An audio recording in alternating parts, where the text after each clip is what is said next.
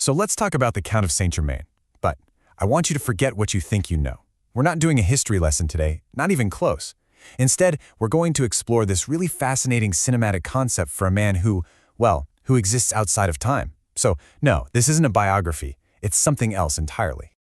And that right there, that's the central puzzle, isn't it?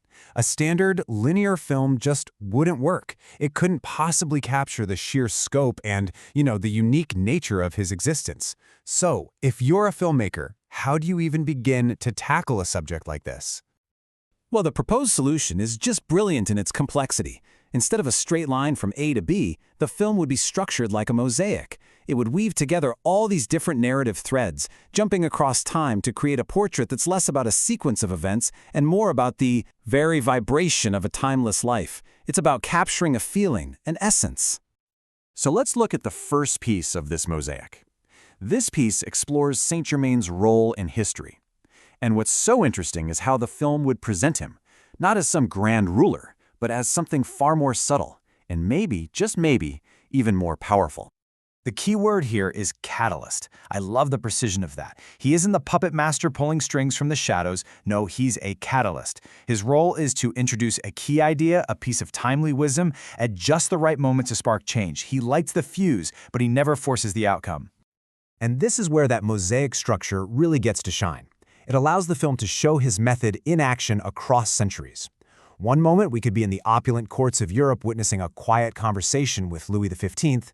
The next, boom, we're on the cusp of the American Revolution, seeing a crucial piece of counsel being offered. It's all about gently nudging history, not commanding it. And this quote, this is the key to everything.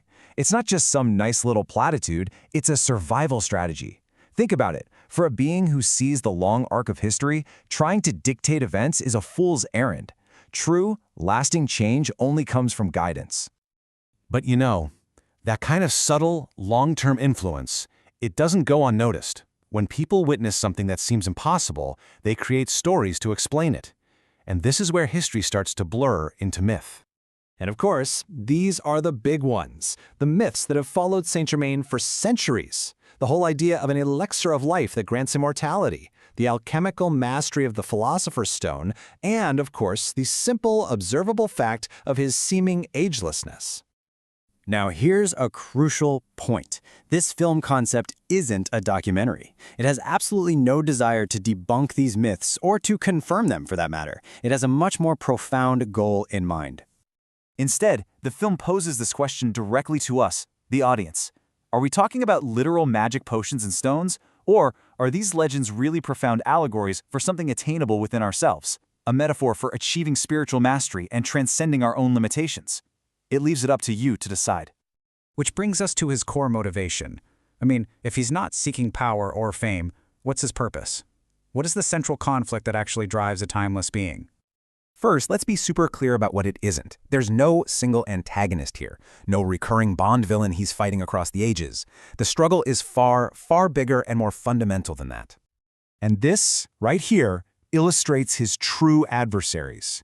He is waging a war not against a person, but against these abstract forces that hold humanity back. Ignorance, that deep-seated inertia that resists progress, any force that seeks to limit human potential. That's the real enemy. So his mission, his entire reason for being, is the direct opposite of those adversaries. It's a singular, eternal goal: to elevate consciousness, to help humanity, piece by piece, move toward a greater state of enlightenment. But a grand mission like that, it has to come with a profound personal cost. Just imagine witnessing entire empires rise and fall like they were seasons changing. What does that do to your sense of self? Who are you when everyone you've ever known has returned to dust 1,000 times over? It results in this fascinating duality. On one hand, he possesses this deep, profound empathy for our struggles because he's witnessed them for centuries. But on the other hand, there has to be an element of detachment, a kind of sorrowful wisdom that comes from seeing humanity repeat the same patterns over and over again.